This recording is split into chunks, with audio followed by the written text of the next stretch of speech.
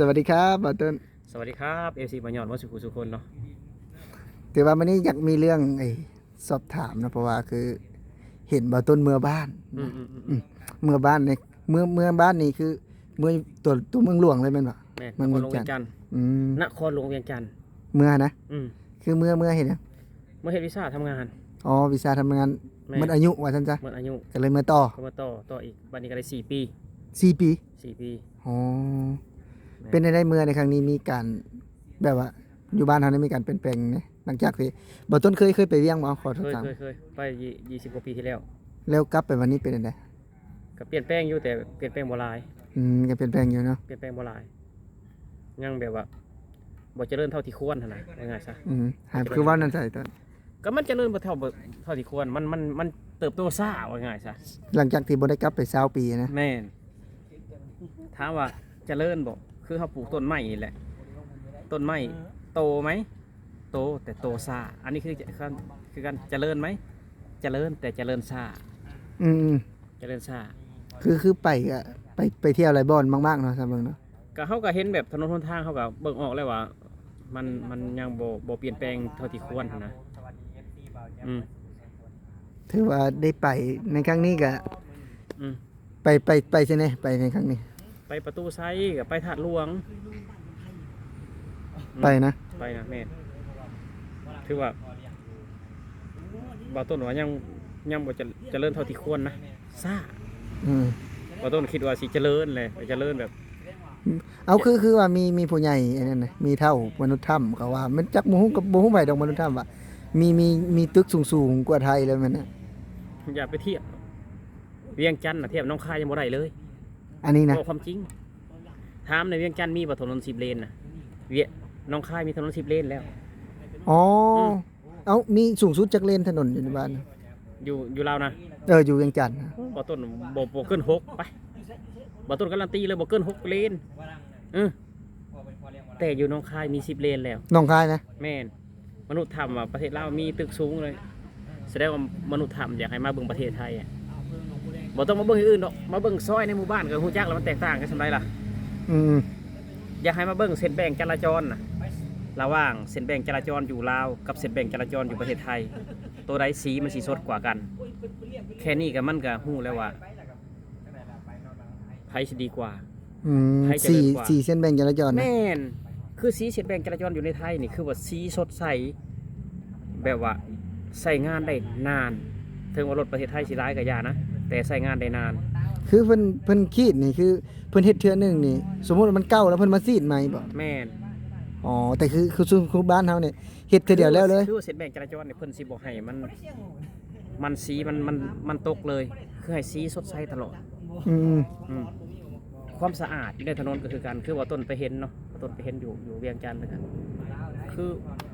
คนลาวเขายังขาดจิตใต้สำนึก เทื่อเดียวจัน กินอยู่ไซเลทิมอยู่หัน บ่มีถังขยะบ่ มี มีมันกับสันดานคนน่ะ อ๋อถังขยะอ่ะมีให้อยู่แล้ว บางบ่อนก็มีบางบ่อนก็บ่มีแต่มันบ่หลายคืออยู่ไทยอยู่ไทย อ๋อ คือนั่งข้างนี่ก็4-5 อันเลยขยะ อืม อืมคือว่ากินไซทิมหันจิตใต้สำนึก คนเฮาเนี่ยก่อนสิพัฒนาประเทศต้องพัฒนาที่จิตใจคนก่อนอืม คือไปนี่เห็นหลายอย่างมากๆเนาะสิ แม่ ไปเนาะ เห็นหลายอย่าง เป็นได้สะอาดบ่เอ้าเว้าความจริงนี่ให้เรียกว่าเฮ็ดบ่แก้หัว บ่สะอาดเลยเนี่ยไปแถวนั่นก็ขวด100ขวดยังเต็มอยู่กินไซทิมหัน เบาต้นนี่ไปในสถานที่ท่องเที่ยวแล้วก็ไปในเมืองเนาะบ่ได้ไปต่างจังหวัดเนาะ บ่ ถ้ามาว่ามาเบิ่งในหมู่บ้านนี่สะอาดซ้ำบ่นี่ซอยเฮานี่ โอ้ยต่างกันหลาย ระดับอันเมืองนั่นน่ะนะระดับไอ้เมืองหลวงนี่น่ะเบาต้นไปแม่นแหละ บ่ต้นบ่อยากเปรียบเทียบเสนอไทยอ่ะไทยน่ะอยู่ทุกแห่งทุกคนใดน่ะสะอาดหมด เออ คืออยู่ในสวนสาธารณะนี่เบิ่งแน่นี่คันคือบ้านเฮามันสิบ่ขาวเต็มบ่นี่ถามแน่ เออ เนาะอันนี้คือบ่มีเลยอ่ะคือบ่มีถามเบิ่งได้สะอาดบ่อืม ถือว่าได้ไปนี่คิดว่าไอ้เจ้าก็ไปตามมนุษยธรรมนะไปตามพ่อใหญ่นั้นว่าจะว่ามีตึกสูงโอ้ยตึกสูงถนนน้ำไหลไฟสว่างอะนะเจ้าเลยคิดว่าแบบนั้นบ่ แม่น นก็คิดว่าอยู่นครหลวงเวียงจันทน์สิบ่มีดินแดงแล้ว ยังมีอยู่ อ้าว ถนนดินแดงยังมีอยู่ เบ้าไปแล้วบัดนี้ แม่นยังมี อยู่ไส คืบ่ต้นไปโรงแรมบ่ต้นอยู่น่ะคือทางเข้าไปโรงแรมก็คือดินแดง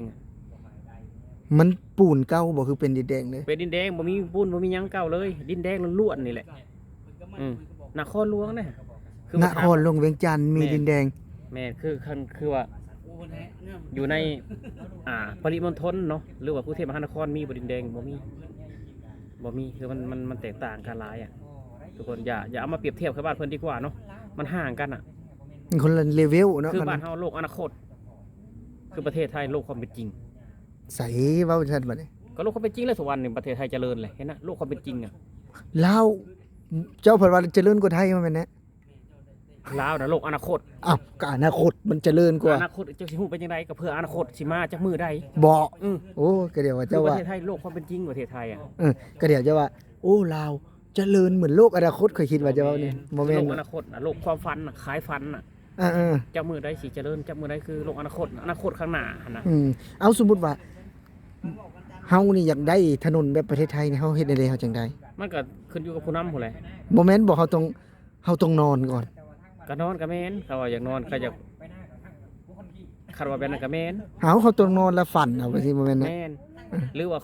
ขอจากพี่น้องไทยก็ได้ถนนน่ะเขาเพิ่นสิให้ ขอแบบใด ขอแน่ถนนเสินี่ข่อยจะมือไว้บ้านข่อย เขาจะเอาเมื่อไปได้บัดนี้ โตเพิ่นแบบว่าถนนแบบว่าเพิ่นหมดอายุการใช้งานแล้วเพิ่นไถถิ่มมานะเฮาก็ขอเมื่อ ขอเอาแบบใด ขอพับเอาคือเสื้อนี่ เออ เอาเมื่อบ้านเฮา มันสิได้แน่ไปนะ โยยันว่าเฮ้ยมันบ่ได้เฮ็ดจังได๋ซะมันจำเป็นเฮ็ดทุกอย่างมันอยากได้คืออยู่บ้านเฮามันก็โอ้ยสิไปว่าได้เห็นไปแล้วก็บ่แม่นมันสิสว่างแบบนี้ถนนหนทางมืดคืออยู่ คือไฟฟ้าบ่มีนี่ ใส่แบตเตอรี่แห่งอาเซียนนะ แบตเตอรี่แห่งอาเซียนมันก็บ่มีแบตเตอรี่กับแบตเตอรี่บ่มีน้ำแข็งบ่มีน้ำกันน่ะมันสิหุ่งได้จังได๋วะแบตเตอรี่แบบว่าบ่ได้ชาร์จแบตเตอรี่อ่ะแบตเตอรี่ซื่อๆอ่ะเขาชาร์จแบตเตอรี่มันก็ส่องสว่างแล้วว่ะตามท้องถนนมืดคืออยู่โอ้ยเฮ้ว่ามนุษย์ถามว่าลาวเจริญหลายก็แสดงว่าลาวยังบ่เคยเห็นประเทศไทยยังบ่เคยมาประเทศไทยคันมาประเทศไทยบ่ต้นสิพาเพิ่นไปโลดนี่แถวถนนราชดำริหัวใจช็อกตายเลย มันเป็นหยัง มันเจริญ เจริญนอนได้อ่ะ เอาคืออยากให้บ่ต้นยืนยันอีกว่าเวียงจันทน์มีถนนดินแดงอีหลีบ่ มี ในป่าบ่คือในพามไก่เขา ก็อยู่ในเมืองนี่ล่ะ เว้าไปอีกแล้ว ก็บ่ต้นขี่รถเข้าไปโรงแรมนั่งสิไปตั้งอยู่ป่าโรงแรมตั้งในเมืองหรอวะ โรงแรมในเวียงจันทน์มีถนนดินแดง แม่นแล้วตัวใส่เบิ่งก่อน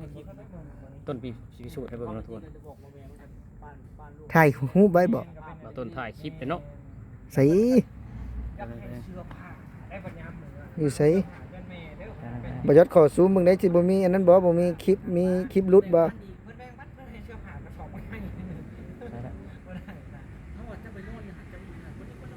เห็นบ่เอ้าสิรอได้นี่มีแต่แค่เจียวลงลบแล้ว ยังบ่ได้ลบนะแต่บัตรมันมาบัตรบ่มาตัวเอาเด้อพี่น้องเด้อ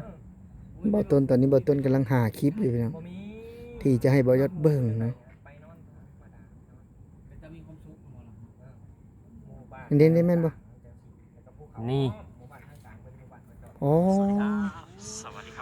ดินแดงบ่นี่บ้านนอกบ่นี่ อยู่ไสอันนี้ นครหลวงเวียงจันทน์ แม่นแหละ ยังอยู่ โอ้ ที่ พี่น้อง นครหลวงเวียงจันทน์ทุกคนวันที่ 2 พฤษภาคมปีพศ 2568 เนาะตอนนี้บัตรต้นกำลังย่างออกมาจาก อยู่เซโรงแรมเจ้าครับ หรือว่าโรงแรมนั่นเองทุกคนเนาะโรงแรมนั่นเองเนาะ อื เขาสิ ม พา โอ้เอาให้เบิ่งบ่คร่าวๆมันถือว่าอยู่ในเมืองอีหลีนี่เนาะ แม่น โอ้พี่น้องอยู่ในเวียงจันทน์เนาะมีถนนดินแดงเอาสำหรับคลิปนี้ก็ขอบคุณทางบ่าวต้นเนาะเพราะว่าเพิ่นก็อยากนอนแล้วพี่น้องดึกแล้ว ทราบบัตรต้น ก่อนอื่นก็ได้ขอกราบสวัสดีครับ